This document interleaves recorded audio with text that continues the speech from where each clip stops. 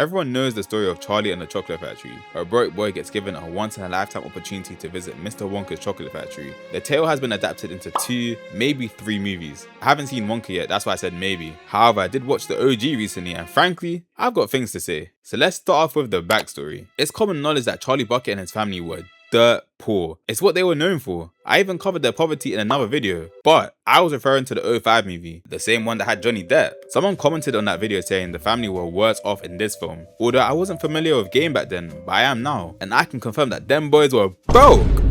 Well, broker. They gave Charlie the typical shonen backstory in this film. No father and no bread. So he had no choice but to partake in child labor, only to come home and be fed a meal that is 90% water. These guys were so broke that when Charlie brought home a loaf of bread, his grandpa called it a banquet. More time, they're gonna get 1 slice maximum. Charlie and his mother were the only ones keeping the family alive, as no one else was working, or rather, no one else could work. These old heads have been bedridden for 20 years. They ain't moved in 20 years, so they ain't showered in 20 years. I know that house is smelling wild. And don't get me started on that bed, or better yet, Grandpa Joe. Now I've got a lot to say about Joe, but it's not his time yet. I've got other things to say first. Word breaks out that Willy Wonka has hidden 5 golden tickets in his Wonka bars, and the lucky 5 that find them will not only receive a lifetime supply of chocolate, but will also be given a tour of the factory. Which leads me on to my next point, Wonka and his influence. His motion was otherworldly. He had the entire globe in a chokehold with just a couple of words. The last person who had motion of this caliber, or greater than should I say, was MJ. And I wasn't even alive to see that. Same with Wonka. Bearing in mind, he hasn't shown his face to the public in eons. We don't even see him ourselves until the second half of the movie. He was masking his aura right until the grand reveal. The things people were doing to get their hands on a ticket was genuinely insane. Wonka had the masses spending boatloads of money on a ticket they're probably not gonna get. And when the boxes were running out, people were turning into scalpers and criminals. This woman's husband got taken for ransom, and the kidnappers were demanding for her case of Wonka bars in exchange for his life. And she needed time to think about it. Like, are these Wonka bars really that good? Fortune happened to favor Charlie, and he came across a golden ticket. Him and the other kids pull up to the factory, each with 1 family member. And as you can see, Joe came along and is clearly standing up. And all I have to say to this is, Grandpa Joe is a fraud. Because if you could move all this time, why didn't you get a job? You're a bum! Not me though, I'm unemployed. He had his own daughter working like a dog for decades, trying to feed 4 bums on a salary of peanuts. Look at her, she's tired as hell. That's why she didn't crash out when she saw this. One thing I couldn't wrap my head around is that Grandpa Joe was buying tobacco every week. Where was he getting the money for this if he was in bed all day? And why did Charlie enable this behavior? From now on, I'm going to pay for your tobacco.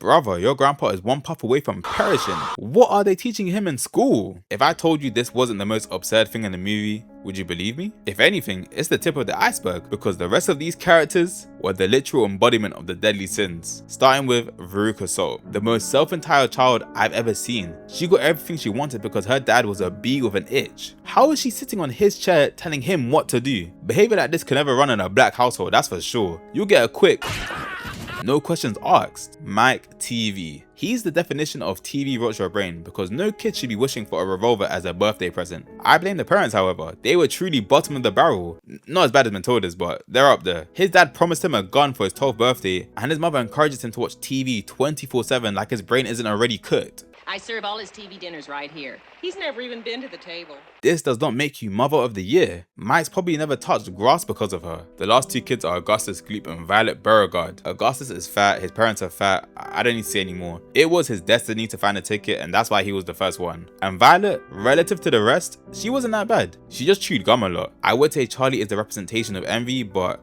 I mean, look at his life. Bro has to cry himself to sleep just to ignore the hunger. If anyone has the right to be envious of others, it's him. As for Wonka, he was an enigma, especially in that one scene. Picture this, right? The year is 1971. You are 8 years old and have just finished peak fiction. So naturally, you want to go see it IRL. You roll to the cinema with your friend and his mother since yours is at work. They pay for that £1 ticket and grab snacks as well, because why not? It's your first time. They want it to be special. You get the best seats in the house and the lights dim. The movie, Universal, which isn't really a shock because it's a kid's film, right? You're 1 hour deep into the film and are having the time of your life. Gloop has just fallen into the chocolate river and Charlie pretends to help. Wonka says F Augustus, diabetes was gonna get him anyway, and they all hop on the boat. All of a sudden, the lights go off.